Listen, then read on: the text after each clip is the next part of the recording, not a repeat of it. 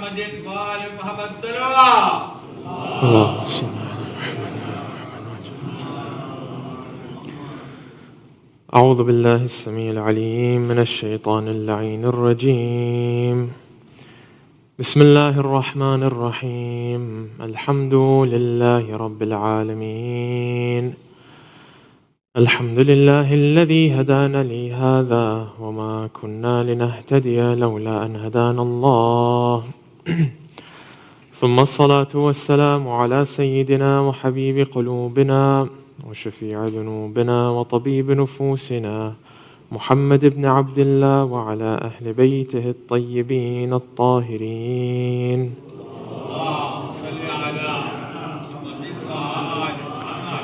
قال الله تبارك وتعالى في كتابه الكريم وقوله الحق وهو أصدق الصادقين. بسم الله الرحمن الرحيم. وجعلت له مالا ممدودا. آمنا بالله صدق الله العلي العظيم. اللهم صل.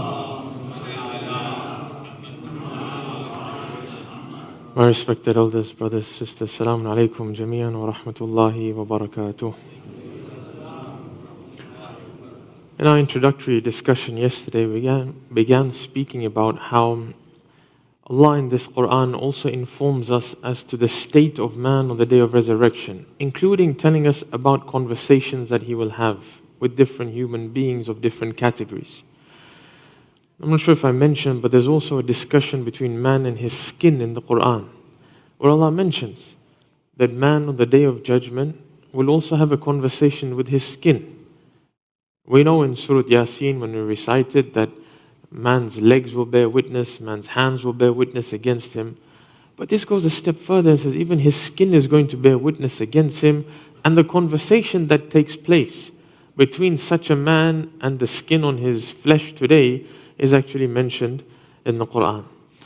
It would be unjust of God if He was to tell us about the repercussions of something on the day of judgment and not give us the cure.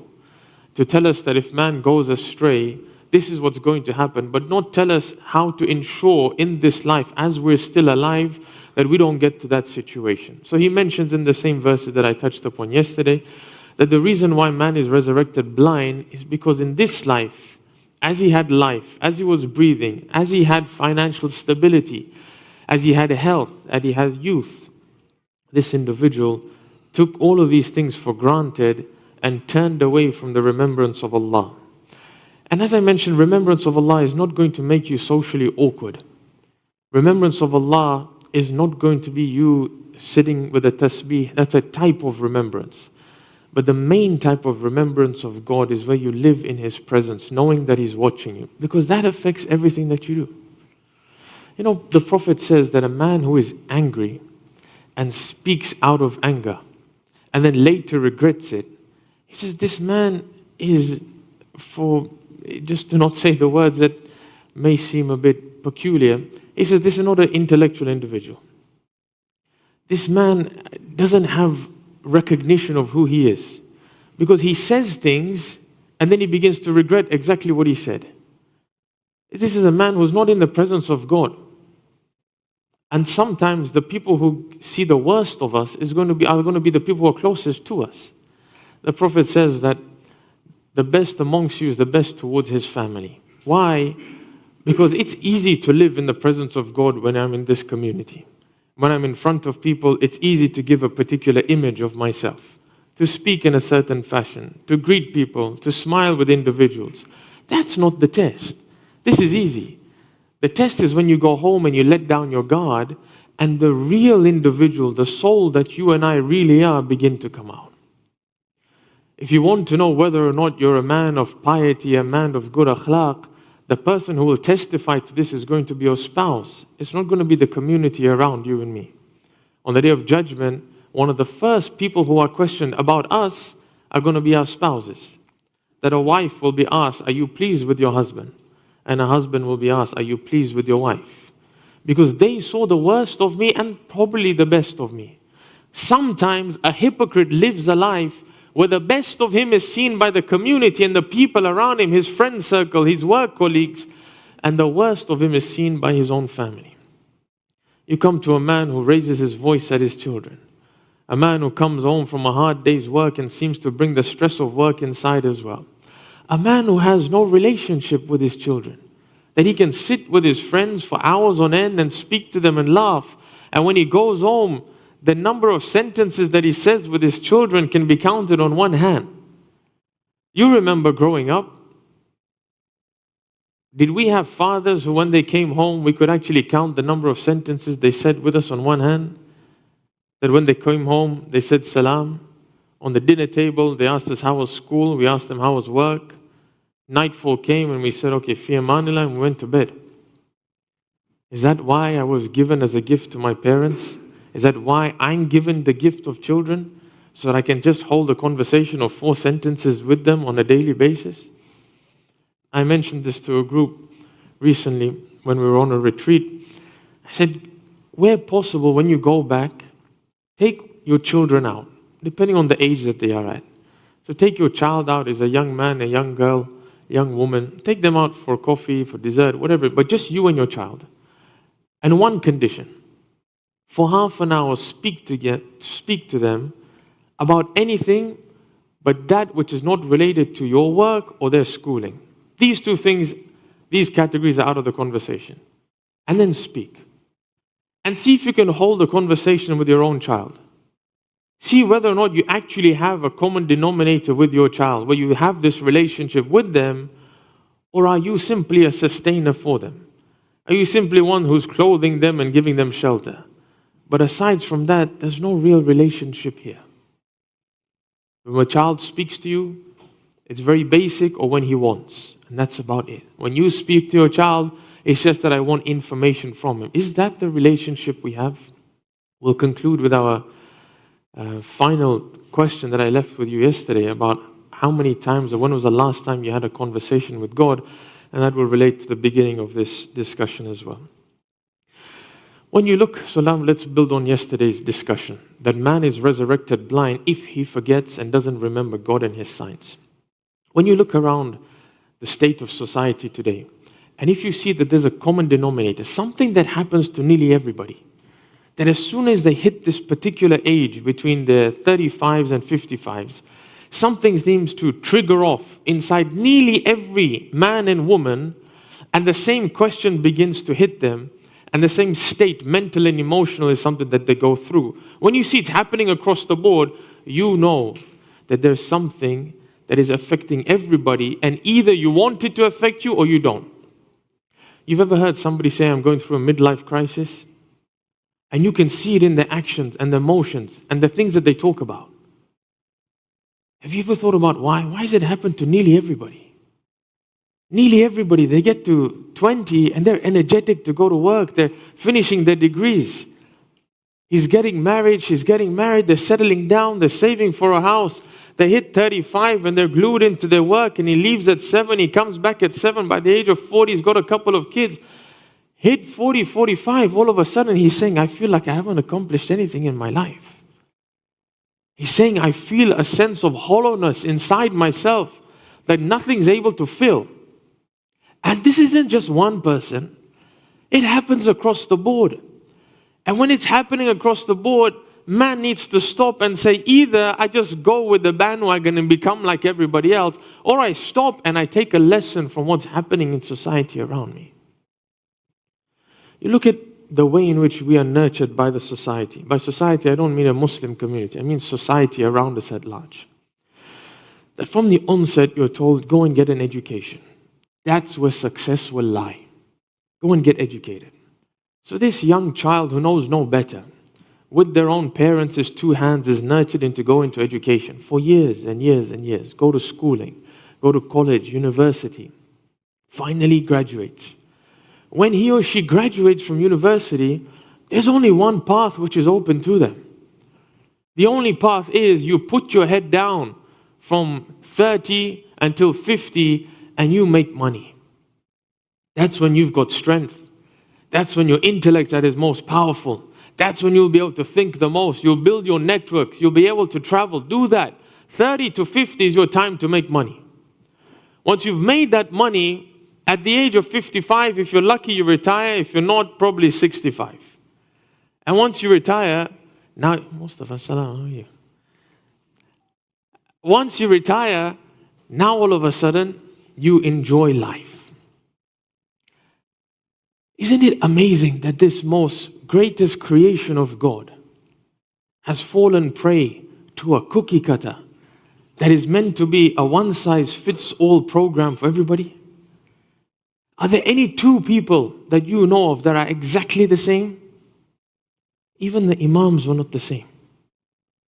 Even the immaculate individuals that you and I take as our role models, no two of them were the same. If you asked any of them who was the greatest from amongst you, they all pointed Ali ibn Abi Talib, would they not? When you asked Ali, who is the greatest of creation, would he not point at the Prophet? Does the Quran not say, we have favored some of you amongst others? Were the Prophets not at different levels? No two people are the same. And therefore, it's not possible that each and every one of us has the same path in life. When it comes to getting to God, even Allah says, the number of paths that lead towards me are more than the number of breaths of creation. You have a different path to God. He has a different path to God. If I try and force you to take my path, you'll fail. You try and force me to take your path, I'm going to fail. Everyone and each to their own, provided the goal is the same. وَاعْتَسِمُوا بِحَبْلِ اللَّهِ جَمِيعًا. Hold on to the rope of Allah, وَلَا تَفَرَّقُوا, and don't disperse and don't become disunited. The one thing God wants from society is that we all hold on to the same rope and we have the same goal. We all want to get closer to God. You'll go one way, I'll go another way. The point is we all have the same end goal in mind. You know how educational system was created in the 19th century? You know what the impetus was? There was education already, but it was only for the elite. It was private education. Research what happened in the 19th century, you find that now state-sponsored education came about. And the reason for that was the industrialization, where factories needed domicile, sober individuals who were punctual, wouldn't think, and would just take orders. You had children going to work from the age of 12, 15, 14. You had chimney cleaners at the time in England. All of a sudden, factories didn't need this. They didn't need people who would think. They didn't need people who would question. They needed people who were going to be like robots and just do the work. That was one of the impetus, one of the reasons why educational system became formalized and state-sponsored. So now you force a child to sit on a chair for 6 hours, listen to instructions, at some times question, at other times you close and seal their mouth and don't let them question. Don't make them think, but just make them follow. Obviously, that's a negative of the educational system. There's a lot of positive, as you know. And we all encourage each other to go through the system, but with an open mind where we're critically thinking. At the end of the day, if you just fall prey to what society teaches and you and I find solutions for our problems on the shoulders of others, we just become somebody else. You know, if I want something from my child and I tell my child, I want you to become a pharmacist, I want you to become an accountant. One of the reasons I'm probably telling him to do that is because I wanted that for myself and I didn't get to do it. So now I'm trying to force myself and my desires and my wants on this child instead of facilitating for the growth of this child and allowing him or her to become the best version of themselves. Allah subhanahu wa ta'ala tells us clearly in creation that if man rejects the remembrance of God, he will live a depressed life. He'll realize that there's this vacuum inside which he can't control. He doesn't know what to fill it with. Call it what you wish. Call it midlife crisis. You know, back in the day, they would say munjaro, right? That I just feel something inside me. I can't express it. It's like I'm just falling into some sort of depression. I don't know what to do. It's not medical depression. You come to the root of it, it's that man is lost. Man doesn't know why he is here in the first place. And all I've known for 50 years is that the society has been telling me success is in materialism. Work hard. Put your head down. Why are you not trying to expand and make more? أَلْهَاكُمُ التَّكَاثُرُ, Allah says. Abundance has diverted them. حَتَّى زُرْتُمُ الْمَقَابِرِ, until they came to the graveyards. When they came to the graveyards, then their eyes began to open up. But how often do we go to the graveyards and how often are the reminders there? Man comes back to society and he begins to forget. He prefers this material life because he enjoys it. And when he comes to this state in his life where he's hollow, he doesn't know what to fill it up with. He's never experienced his own soul. He thinks he's a material being having some sort of spiritual experience, where God tells him, actually, you're a spiritual being just having a material experience for some 50, 80 years. That's it. Barzakh, which might probably be longer than our life, depending on when we die and when the day of judgment is going to be a life of just spirit without materialism. There is no matter in Barzakh. It's just our spirit. But this man doesn't know what to do. So you know what he does? He engages even more in the material life. He goes and buys something. He splashes out on something that he's never done before, thinking that if I make this large acquisition, all of a sudden, it'll fill my heart. Doesn't work. He says, you know what? I'm going to change job. Instead of this job, I'm going to quit, pack up. I was in the city. I was a trader. I left it and I started my own business, thinking now that's going to be my success. But it doesn't work. Why try and find success when God has defined where you'll find it? Why should I spend my whole 80 years of life, if I'm lucky, 90 years of life, trying to find where I should be going in life, when God says, I've mentioned it to you in the Quran. It would be unjust of me to create you as such an intricate human being and then not tell you your purpose in life. If I just left you to wander and find your purpose, the majority will just get lost. So how about you come back to my words, my book, that I left as a source of guidance for you, and I'll tell you what the purpose of your life actually is. Throughout the Quran, Allah reminds us that there's only one goal. That goal might not be exciting for some, it might be for others. He continuously tells us that your goal in life is simply قَدْ أَفْلَحَ مَنْ زَكَّاهَا وَقَدْ خَابَ مَنْ دَسَّاهَا. You want success, He will define it, not you. You try and define it with what? I mean, how much foresight do I have to be able to define success? When the Prophet used to put a morsel of food in his mouth, try this tomorrow when you break your fast. The Prophet says, when I put a morsel of food in my mouth, as I'm chewing it, I'm not sure if I'll swallow it or not, or whether or not death will overtake me. With that lens, he looked at life. Success can't be defined in material value. You know how difficult it is to undo certain concepts and lenses that we've placed on the young generation? That as this young kid is growing up, he's excited to work. You know what I tell him? When I come to mosque, I say to him, that man is successful. I tell him, you know, this old man, he's very successful. You know what that means? It means he's made a lot of money. That's it. It doesn't mean anything else. So say it for what it is. Why define it as success? Say that the man has accumulated wealth. Say that he's a clever businessman. But don't say he's successful. Because I've damaged the definition of success for this child.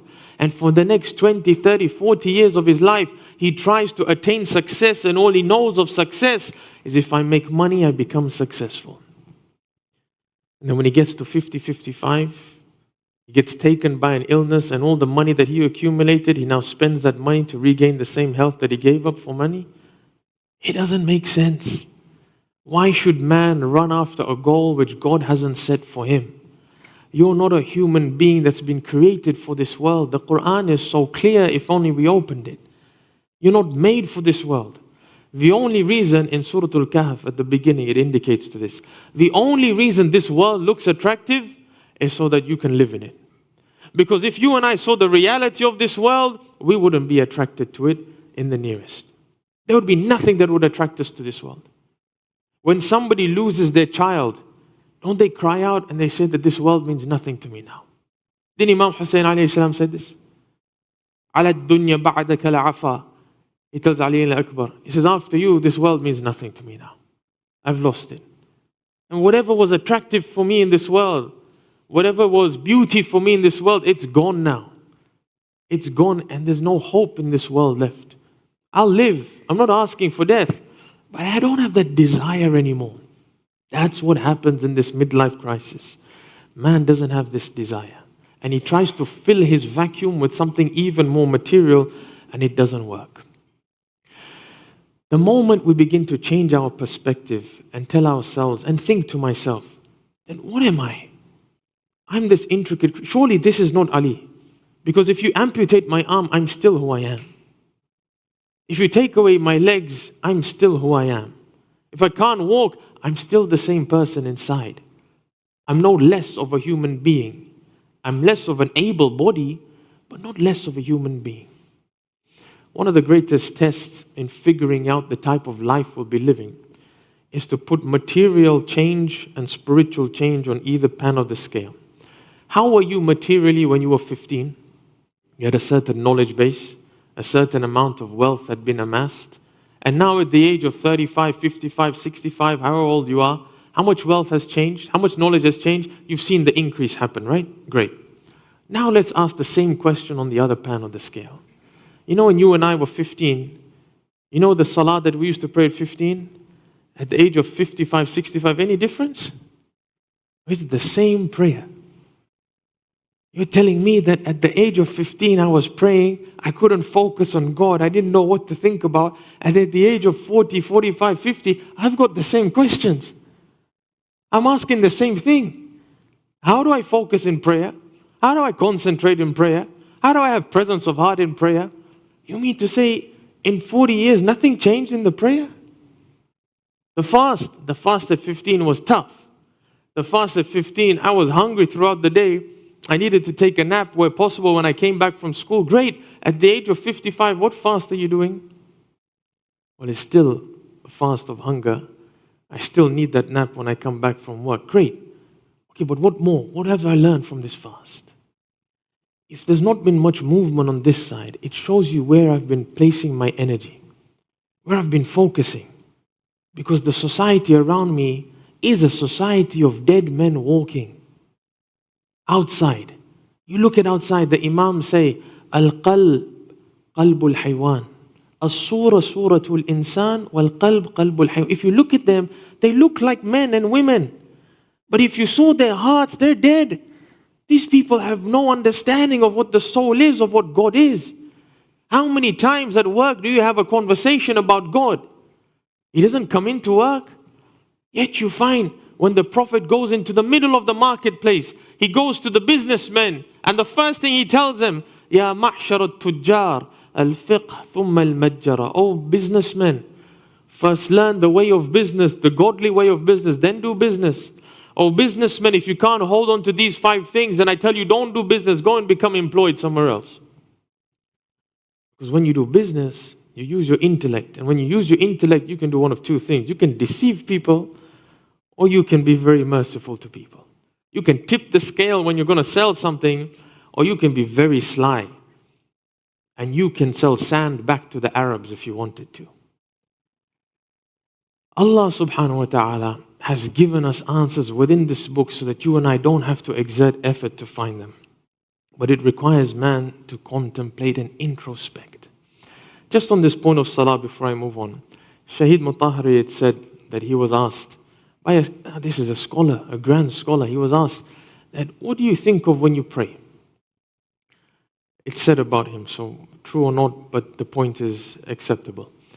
He says, when I pray, I think of the translation of what I'm saying. When I stand up, I say, Sami Allahu liman hamida, that Allah listens to the one who praises him. I think about the translation. So then his teacher asks him, so then when do you pray? So the whole prayer, you're just in this mind game of translating what you're saying. But when do you pray? When Zainul Abidin alayhi salam would do wudu and his complexion would change? When Imam Ali alayhi salam would pray and he would tremble? You think that came because they were running through the translation in their head? Or was there something different happening in this prayer? And if those are my role models, and I've heard it 1,000,000 times from the pulpit, that this is the way in which they prayed, that when Zainul Abidin stood for prayer, the only thing that would move is his abba with the wind would move. Otherwise, this man was still. When the Prophet, before the time of prayer would come, would hurry and ready himself for the prayer, and he would tell Bilal, Arihna ya Bilal. Bilal, bring relief to my heart, go and do the adhan. I'm waiting for that time. We've heard it. But what steps have we taken to actualize it? Or is it وَغَرَّتْهُمُ الْحَيَاةُ الدُّنْيَا, that this worldly life has allured them and taken them away. Before it's too late. Before it's too late. When you go to the graveyard and you bury somebody, you see that there's a grave that's already dug, right? And there's a reason that there's no name on that grave. Because it could be you or it could be the man sitting next to you. When you go to the graveyard, as God says, that opens your eyes and it makes you question, for how long? For how long will I live a life in this fashion before I begin to open my eyes?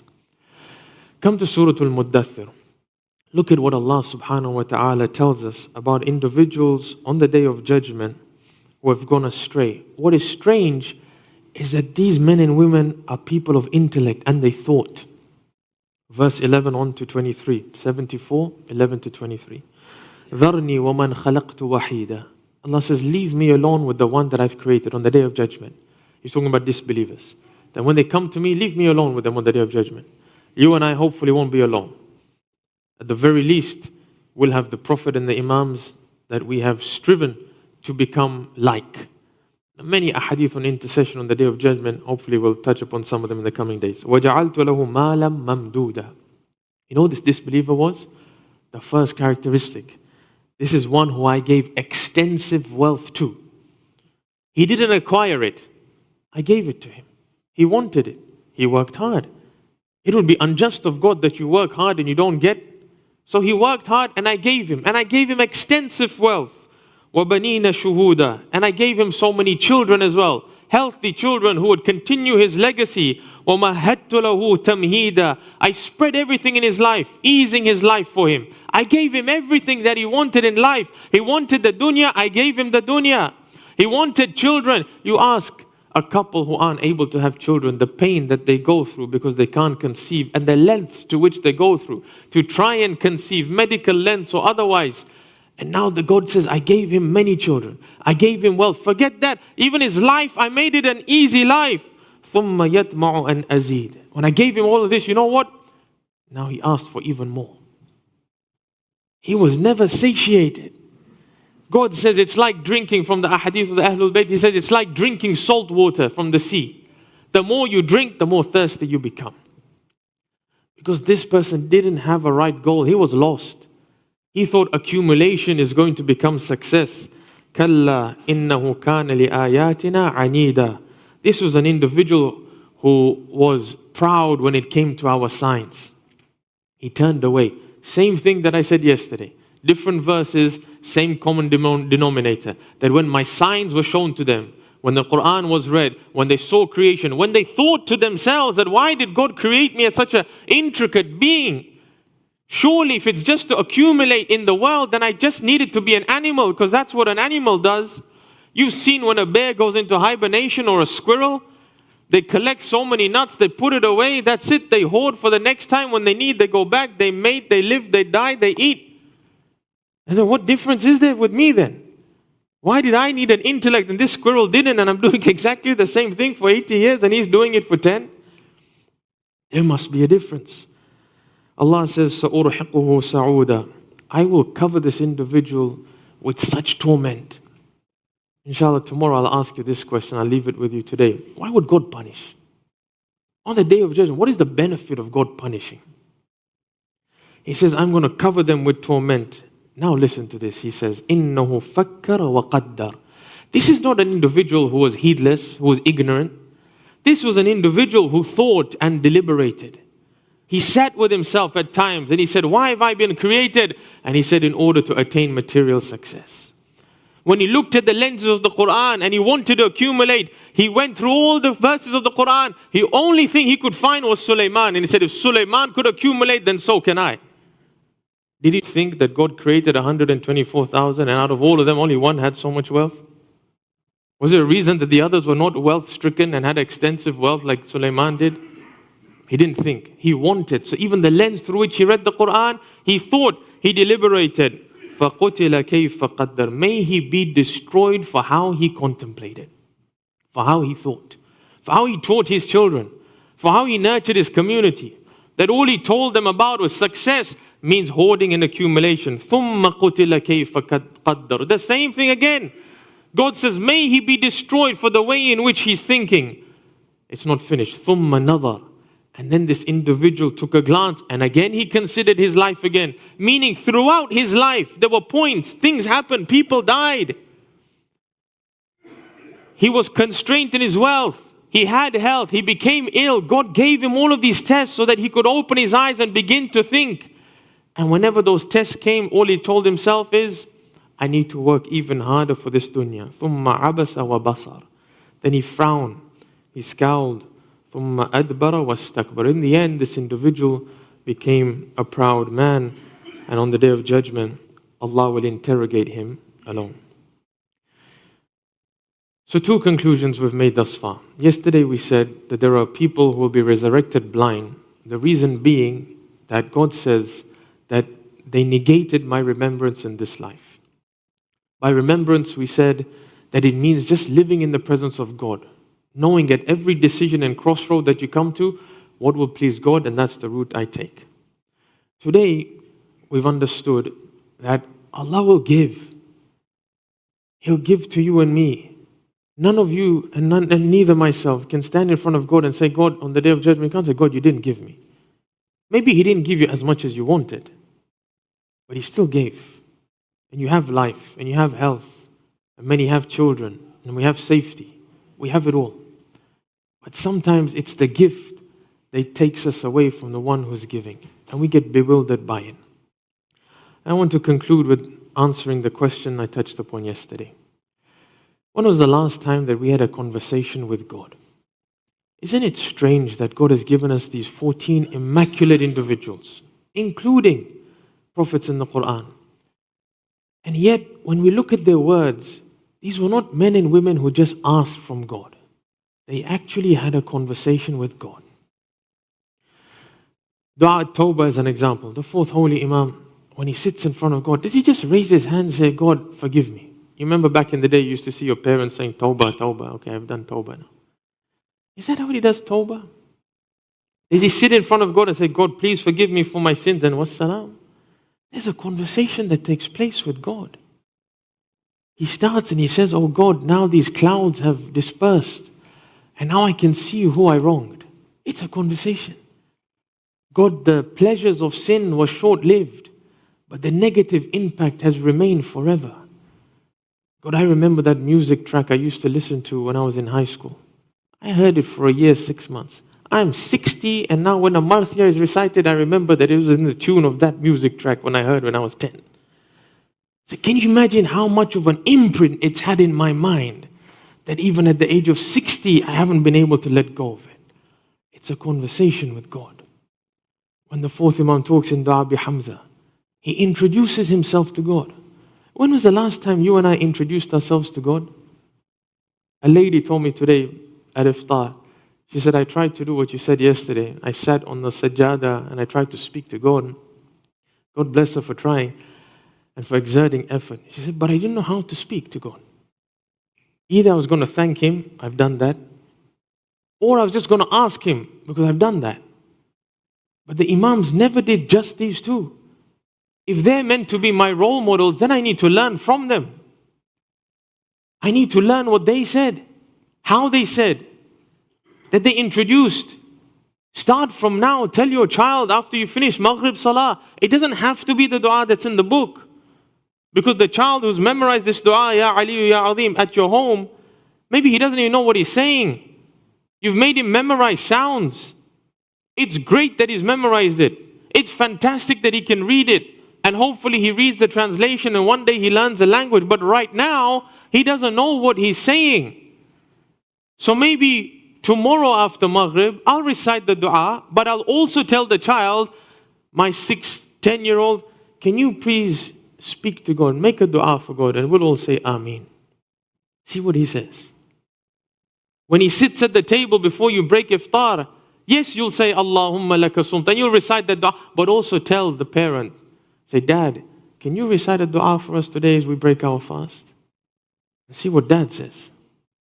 And see how what Dad says will impact even the seating on the table. If Dad begins to raise his hands and tells God that, oh Allah, there were days that was so difficult for me, and you know very well that I hid from my family times when I was in financial trouble, but you never exposed me and humiliated me in front of my children. That, oh Allah, you know very well that when I wanted to have these same children who were sitting here, I was scared when my wife was giving birth to them. I was told that the umbilical cord is surrounding them, and today they sit with me healthy and eating. Can you imagine the iftar that takes place now? When Imam sits in front of Dua bi Hamza, he says, Ana as-saghiru alladhi rabbayta. Let me introduce myself to you, God. You think God doesn't know? Why is he introducing? Not for God's sake, to remind him who he is, so that when he comes to ask, he won't ask for these petty things. He's going to ask for something of true meaning that will help him in the next life. I don't just mean ask for Jannah. Even if it's a house, even if it's a wealth, the amount of wealth I'll ask for is only that amount, God, that will ensure that I get to Jannah. Don't give me more than I need, because if you give me more, I might go astray. Who can ask God like that? Only the person who realizes who he is. Oh God, I'm that small one that you nurtured. And الضال الذي هديت. God, I'm the one who went astray. You're the one who guided me. God, I know skeletons are in my cupboard that if my wife knew about them, she might reconsider this marriage. But you protected me. You hid it from everyone's eyes, including the closest of the closest to me. I went well astray, God, but you brought me back. أنا الجائع الذي أشبعت. Oh God, I was the one who was hungry that you fed. You ask your mother, Mother, did you feed me when I was in your stomach? She'll tell you that I had no control over feeding you. You were in my stomach, growing, but I had no control over you. I just ate. How it went, where it went, how you grew, that was totally out of my control. You tell God, God, you know when nobody could look after me? You know when I was in the womb of my mother and she didn't even know that I was there at the beginning of her pregnancy? God, you were looking after me. Now you have this conversation with God. Now you can begin to speak to Him. And now when you ask Him, it's difficult to tell God, God, I have a 4-bedroom house, but I really want a house with a swimming pool. It's tough. Unless there's a need for that pool that will take you to heaven, by all means, and there may well be. But it's tough to have that conversation. Can I please ask that our social conditioning has nurtured us to speak to God through pen and ink, through ink and paper. When you want something, we're talking on a Thursday night, open the dua book and recite dua kumya. It's great. That's why Imam Ali left it for us. That's why Khidr recited it. Do it. On Dua Arafah, day of Arafah, we open the book and we recite what's on ink, on paper. Excellent. It's recommended. You should try and do it. Nights of Qadr, recite those adiyah, Dua bi Hamza, do it. But also do what the Imams did as well. The Imams never opened up a book to speak to God. The Imams had a conversation, and that conversation today, you and I know it as Dua Tawbah. So yes, read the dua, and from the dua, don't just follow blindly, but learn what they're doing, how they're communicating with God. And then you speak to Him as well. When you speak to Him, you find that there's a more intimate relationship with God. Now there's a God of mercy, not a God of wrath. You turn to Him and you tell Him, God, I don't believe that you'll throw me in hellfire. How? How is it possible that even when I go astray, you still look after me? Even when I go against you, you still look after me. And I seek your repentance and you won't forgive me? Allah, you're giving to the kafir who doesn't even believe in you. Then what about the mu'min who believes? Speak to him. When Imam says, oh God, if you take me for my sins, لَأُطَالِبَنَّكَ بِكَرَمِكَ. On the day of judgment, I will demand your generosity. I'll demand it, God. Because that's what the Prophet told me about you. I conclude on this hadith. When the Prophet was, if you remember, when the Prophet was at battle, he was inside one of his tents, and one from the enemy rank managed to infiltrate the ranks, come inside the tent. The Prophet was resting, he takes out and unsheathes his sword, he puts it at the neck of the Prophet and he begins to walk around. The Prophet opens his eyes, and the man tells him, Man laka ya Muhammad? Oh Muhammad, who is there for you now? It's you, me, in the tent alone, my sword, your neck. Man laka ya Muhammad. Who's there for you? The Prophet says, Allah. The man begins to encircle him, trying to show his pride, and he trips, and the Prophet jumps up, takes the sword, puts it at his neck, and he says, Man laka ya fulan. Now you tell me, who is there for you? Me, you, the tent, my sword. Man laka ya fulan. He replies and he says, Karamuk ya Muhammad, your generosity. That's what I'm going to rely on. People relied on the generosity of the Prophet. You think you and I can't rely on the generosity of God? But it starts through introspection. If I can't hold a conversation with the being that I worship and I'm meant to love so much, then I'm not truly understanding who He is. It's a gift list and I just want. I conclude then by reminding myself and yourself, the people who are blind on the Day of Judgment are the people who have negated God's remembrance. How do we remember God? It's not only with the tasbih, it's not only through books. That's excellent and great and keep doing it, but also do what they did. And they just spoke to God. There's no formality. When you speak to the one you love, there's no formality. When you speak to your wife, do you start with a khutbah at the beginning? You don't. I hope not. Right? You just speak, you open your heart and you say what you want. Is it always asking? No, it's not. Sometimes it's just reminiscing the past. Right? That brings about love between husband and wife. When you talk about how when you got married and what happened and how you both grew up together, the difficulties that you went through and how she helped you, that cultivates love, does it not, between these two hearts? Speak even if it's informal. Musa alayhi salam sits under the shade after filling those buckets of water for Shu'aib's daughters. When he sits down in Surah Al-Qasas 28-24, he turns to God and he has this dua. But it's not asking. It's so strange. Even at that time of need, he turns to God and he says, Rabbi inni lima anzalta ilayya min khairin faqir. God, whatever you send to me of good, I'm in need of it. What does Imam Ali say? That he was asking for a loaf of bread. But he didn't do it. He didn't just turn to God and said, God, I'm hungry, give me bread. Instead, he had an intimate conversation with the one that he loves. And he said, God, whatever you give me of good, I'm in need of it. Inshallah, tomorrow we continue our discussion, building upon this conclusion that success is not defined by man.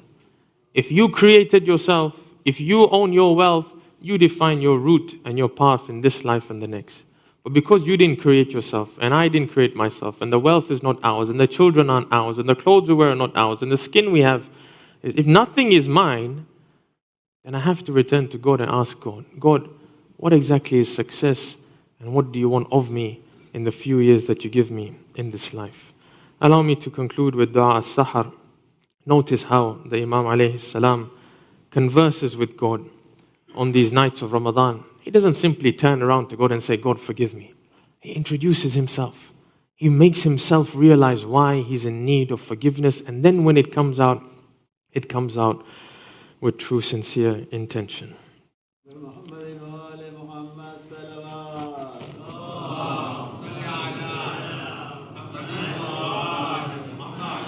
Bismillahir Rahmanir Rahim.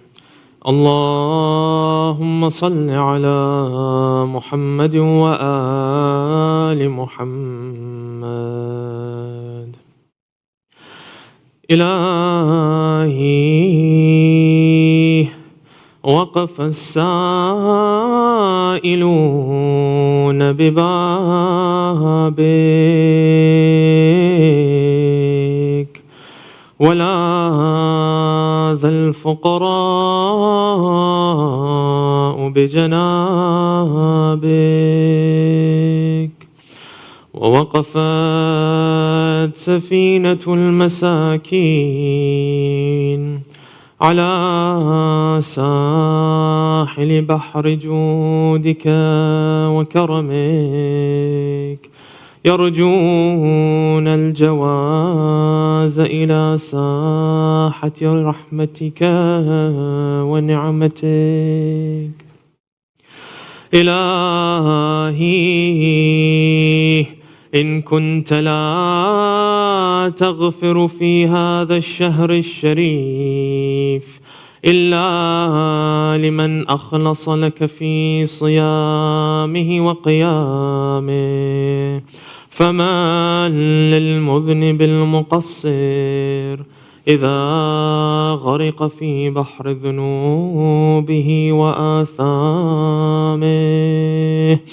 إلهي إن كنت لا ترحم إلا المطيعين فما للعاصين،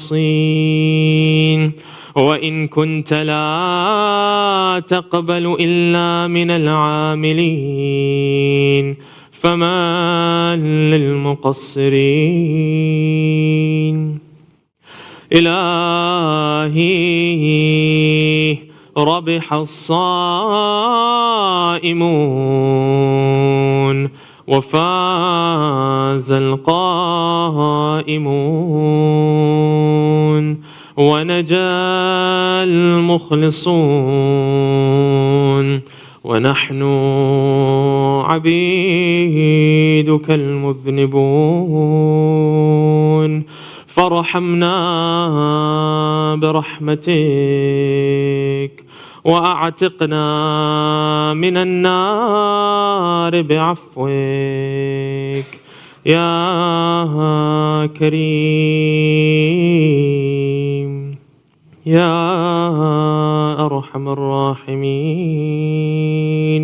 وصلى الله على محمد وعلى آله الطاهرين.